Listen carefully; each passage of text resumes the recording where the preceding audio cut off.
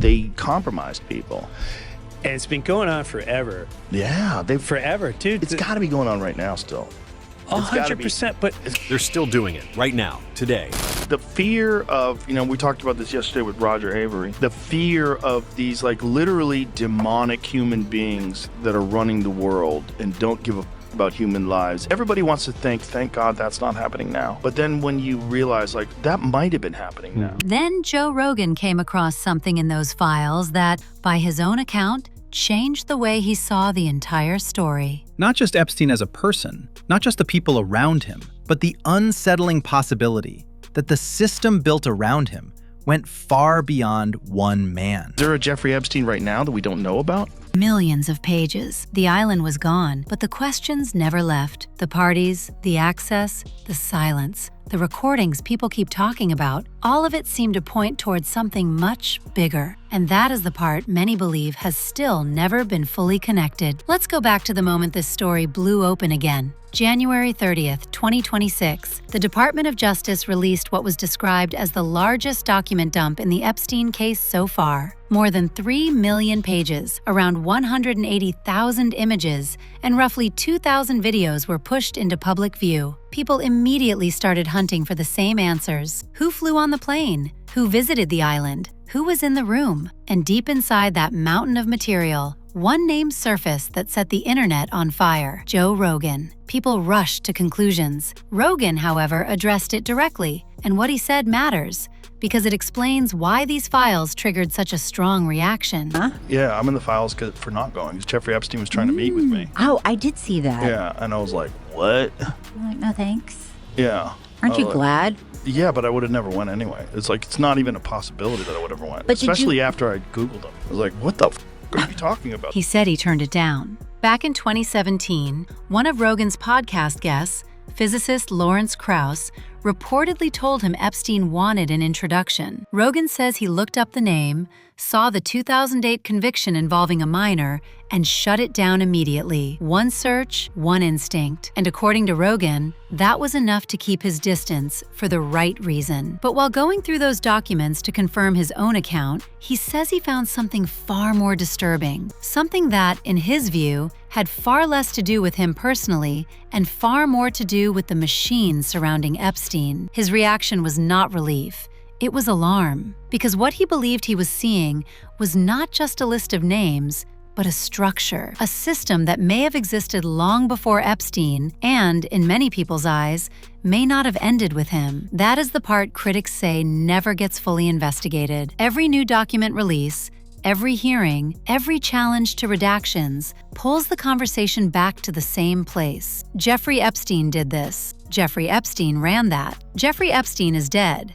End of story. But Rogan's question, after going through those files, pushed the conversation somewhere else entirely. Who, if anyone, stood above him? Two names keep coming up again and again in public discussion of the unredacted material. And whether or not those appearances prove wrongdoing, they raise serious questions about how this network may have operated, and why so many believe it did not simply disappear when Epstein did. The first name is Les Wexner. A lot of people do not immediately recognize the name, but they know the empire. Wexner is the billionaire founder and former CEO of Victoria's Secret, a politically connected, socially powerful figure with access to elite circles for decades. And, according to long-running public reporting and court-related material, Wexner was not just linked to Epstein, he was central to Epstein's rise. Epstein was given extraordinary access to Wexner's financial world. He was tied to Wexner's Manhattan mansion, the same property later scrutinized by investigators. In the eyes of many critics,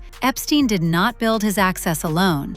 It was handed to him. Public reporting has also raised questions about why the scrutiny around Wexner never seemed to go all the way. And when the 2026 document release happened, people noticed something that only deepened that suspicion. Wexner's name reportedly appeared across thousands of documents, Yet in one especially sensitive reference, one connected to the label of co-conspirator, the name stayed blacked out longer than expected. Critics did not see that as a typo. They saw it as a choice. Congressman Thomas Massie pressed the Justice Department on exactly that point. Are you able to track who it was that obscured Les Wexner's name as a co-conspirator in an FBI document? Within 40 minutes, Wexner's name was added back. Within 40 minutes of me catching you red-handed. For about 40 minutes, that identification stayed hidden, and for many watching, that raised the obvious question: why would a label attached to a powerful billionaire be protected until public pressure made it impossible to ignore? Wexner has long said he was deceived and that he cut ties once he understood who Epstein really was. But critics argue that years of shared access, money, and proximity tell a much more complicated story. And if Wexner represents, in this narrative, the money behind Epstein, the second name often raised represents something else entirely: reach. Sultan Ahmed bin Sulayem, a major business figure from Dubai and former chairman of DP World, appears in publicly discussed Epstein-related material often enough to draw intense online scrutiny. DP World is one of the world's largest port operators, with connections across dozens of countries, governments, and trade networks. Critics have pointed to references involving his name in emails and correspondence tied to Epstein, including exchanges that, when quoted in media commentary and online discussion, fueled public outrage. One 2009 message, widely circulated in conversations about the case, has been repeated again and again because of how casually disturbing it seems in that context. And when attention intensified and his name became more publicly associated with those materials, bin Sulayem stepped down from his position at DP World. But even with the attention, no criminal charges followed from that scrutiny, and for many observers, that only reinforced a pattern they say is hard to ignore. When someone is wealthy enough, connected enough, or strategically important enough, accountability appears to slow down. That is the deeper pattern critics say the public is being asked not to notice. The powerful get caution, protection, and delay. The victims, meanwhile, have often been left with exposure, confusion, and very little closure. Right is an email that was sent by the victim's lawyers to the DOJ. It was a list of names not to redact. A list of names not to release. What did the DOJ do with this email? They released this email in the document production. Literally the worst thing you could do to the survivors, you did. And they're getting phone calls. A lot of these people didn't want to be known. And we know you touched the document because you redacted one name and you redacted the lawyer's name, but you left the survivor's name. Think about that for a moment. In the biggest document release in the history of this case, one of the biggest public takeaways was not clarity. It was the sense that the powerful were still being handled carefully while victims were still paying the price. And that leads to the core question now driving so much of the conversation. Epstein is dead. Maxwell is in prison. The Justice Department says the review is finished. No new charges. Case closed. Compromised people. And it's been going on forever. Yeah, Forever, dude. It's got to be going on right now still. 100%, but It's got to be happening somewhere where you can get away with it. And that is exactly the question so many people in power seem unwilling to answer. If this network was real, and if it was as organized as witnesses and public reporting suggest, then where did it go? Because systems like this do not necessarily collapse when one figure disappears. They adapt, they fragment, they reorganize. The clients do not simply vanish. The demand does not vanish. The leverage, the compromat, the recordings people believe existed, none of that just evaporates because someone says so. Many believe somebody stepped into the space Epstein left behind. Look at how the operation has been described over the years. It was never only parties, never only an island. According to testimony, reporting, and widespread commentary around the files, Epstein's real value may have been structural. He allegedly built an environment where powerful people could be brought in, made comfortable, compromised, and then controlled. I bet it was a real good honeypot where there's a lot of sophisticated intellectual discourse. You got a lot of brilliant people there. You've got great music, you know. You got like famous people are hanging around too. Yeah. It seems really cool. And then if there's blackmail, the blackmail is like snuck into all this. Yeah. Snuck in, come to the room with the cameras, and next thing you know, you're doing cocaine.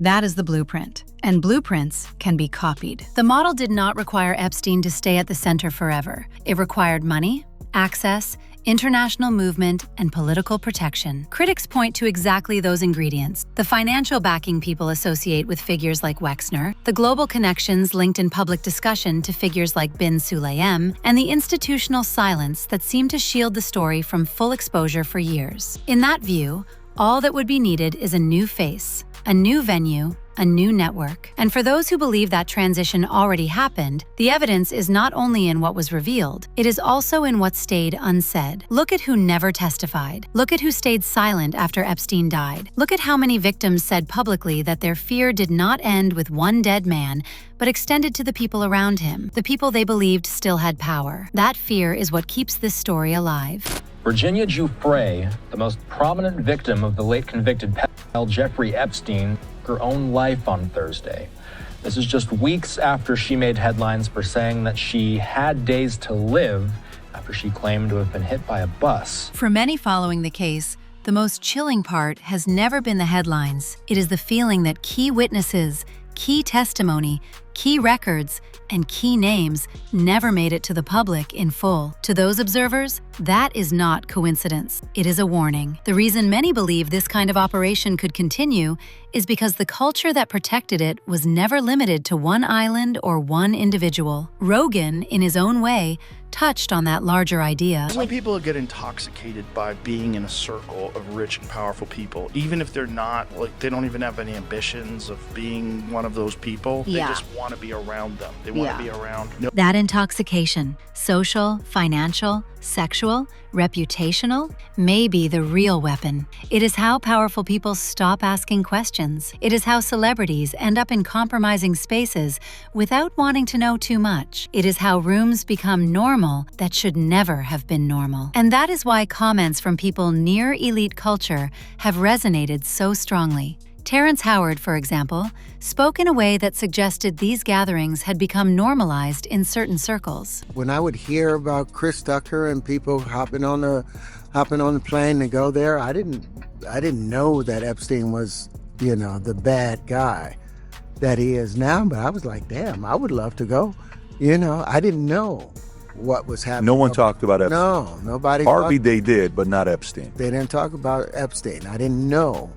But hell, I could have easily ended up over there if he had invited me over. He described a culture where exclusion became its own pressure. If you were invited, it meant you had arrived. If you were not, you were outside the gate. In that world, people did not ask what was happening. They just wanted access. And when Chris Tucker was confronted about his documented presence on Epstein's plane, the aircraft the public came to know as the Lolita Express, his response only added fuel to the larger argument. Tucker goes, yeah, I did go on that flight, but we went to Africa and I went with a bunch of diplomats. I didn't know who this Epstein guy was. Joe Rogan's take on that moment was sharp. Chris Tucker basically confirmed that the list was like legit because he's on it. Joe Rogan's takeaway from that moment was sharp. He was not hearing a denial of the list's legitimacy. He was hearing an explanation for why a name might be on it. And to many listeners, that distinction mattered. Because once one person explains their presence, instead of denying the record entirely, it gives more weight to everything else in the document. This is how the wall of silence survives. Not through total denial, but through carefully limited admissions. Not through full exposure, but through controlled narratives. Everyone knows enough to protect themselves. Almost nobody knows enough to bring down the whole structure. And critics argue the people at the top work hard to keep it that way. Howard Lutnick, now the U.S. Secretary of Commerce, also entered the public conversation after speaking about how uneasy Epstein made him, describing an encounter that, according to him, was enough to make him keep his distance. The right kind of massage. Now my wife is standing here. So she looks at me, and I look at her, and we say, I'm sorry, we have to go. And we left. And in the 6 or 8 steps it takes to get from his house to my house, my wife and I decided that I will never be in the room with that disgusting person ever again.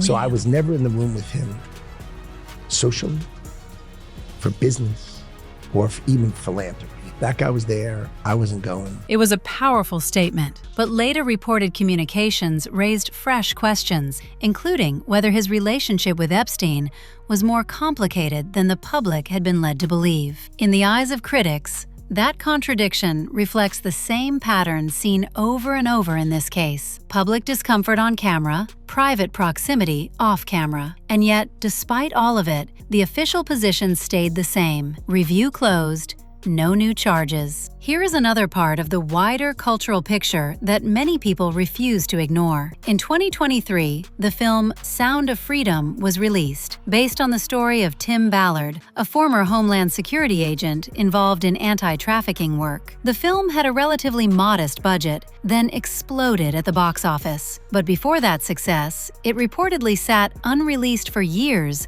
while major studios kept their distance. When it finally arrived, much of the mainstream press dismissed it, mocked it, or tried to frame it as politics instead of urgency. Despite the fact that this movie is, for one, based on true real-world events, and also despite the fact that it exposes the very real reality that millions of children across the world find themselves in, well, there are elite forces in both Hollywood as well as the media which have actively been working for the past 5 years to suppress this movie. Public audiences showed up anyway. They packed theaters. They bought tickets for strangers. And Jim Caviezel, the actor playing Ballard, described moments at screenings that hit audiences with unusual force. Each screening, there was a talking going on. And I was like watching the audience going, what? The second time it happened. Again, third time, talking in this one particular spot. And I'm thinking, what, did we do something wrong or something? But so then one more time it happened. At the end, I was asking about the movie, and I asked them about that one particular part where everybody's talking, and they all cried out Epstein Island. And I went, oh, okay. Now I understand what we're up against. The reason the film struck such a nerve is clear. Its depiction of trafficking networks, fake talent pipelines, elite gatherings, isolated victims, powerful men shielded by status, echoed themes the public had already connected to Epstein. That does not make the film a documentary, but for many viewers, it felt uncomfortably close to a pattern they already believed they recognized. And long before Epstein became a household name, Corey Feldman had been trying to warn people about abuse culture in entertainment. He tried to speak openly. He tried to name the problem. And what he encountered, according to his supporters, was the same institutional instinct seen everywhere else. Protect the industry first, protect the victims later, if ever. That, critics say, was the rule before Epstein. And unless accountability reaches the people who enforce that silence, they believe it will remain the rule after him too. So put all of this together: Rogan's comments, the files, the testimony, the emails, the redactions, the witnesses who never fully surfaced, the names that were handled carefully. The conclusion many observers reach is not that Epstein built the machine from nothing. It is that he was given tools, money, access, and infrastructure by people operating above him. And when he fell, they did not fall with him. Is there a Jeffrey Epstein right now that we don't know about? There's a million of them. A million. The structure stayed recognizable. The same social bait, the same elite atmosphere, the same strategy of using celebrities to normalize the environment, using exclusivity to glamorize it, and, if the allegations about recordings are true, using surveillance to keep everyone compliant. And now the DOJ has formally closed its review. No new charges. Top officials signaling that, from their perspective, the work is done. FBI leadership minimizing the existence of meaningful material, while members of Congress publicly referenced evidence they believed should have triggered much deeper scrutiny. 2 photos. Please put the photos back up. These 2 photos staring you in the face are evidence of a crime and more than enough evidence to predicate an investigation against former Prince Andrew. To many Americans, it no longer looks like an active investigation. It looks like a sealed narrative. And that is why the question of who replaced Epstein matters so much. Because if the investigation is closed, if no new charges are coming, if millions of pages are still being withheld from Congress and the public, then the message being sent is clear. Whoever inherited that system, if anyone did, has little reason to fear exposure. The Senate even voted down an effort that would have forced the release of all Epstein-related files. How many senators just voted against releasing this, man? It's like there's two votes that are happening. The UFO disclosure thing, they keep voting against that. Yeah. And the Epstein list, they keep voting against that. Right. What? And also, politically, it can't serve you to talk about a bad list. The list of people who said, let's protect people who like have done horrific shit to kids. You want to be on that list, but whatever's on that list must be so destabilizing. That word was used, destabilizing. But critics argue the truly destabilizing thing would not be learning more about Epstein. It would be learning whether the operation evolved beyond him. A new location, a new network, the same kind of clientele, the same leverage, the same protection. And that is why, in the eyes of so many observers, the victims who remain silent are not silent because they fear a dead man. They are silent because they fear the infrastructure he was allegedly part of. Here is what people do know for certain. Powerful people connected to Epstein remained free. Important names were protected or delayed in the documents. One figure was reportedly seen by federal investigators as significant enough to deserve deeper scrutiny, yet was never fully interviewed. Another became publicly linked to deeply troubling correspondence and still faced no criminal charge tied to that exposure. Meanwhile, victims continued to relive the story without getting the transparency they were promised. In some cases, their identities were not protected with the same care that seemed to surround elite names. A film that dramatized trafficking mechanisms many believe mirror real-world patterns was delayed, attacked, and dismissed until audiences forced it into the mainstream. And Joe Rogan, someone who has spent years speaking with presidents, billionaires, celebrities, and cultural power brokers, came away from those files visibly disturbed. That reaction is what keeps people listening, because if millions of documents are still hidden, if the Senate voted to keep key material sealed, and if the DOJ has now declared the matter effectively closed, then the public is left with a brutal possibility. Epstein may be dead, but the network around him may not be. That is the fear at the center of this entire story. Not just what happened then, but what, if anything, is still happening now. If this is the kind of story that keeps you awake at night, you are not alone. And if more comes out, people will be watching closely.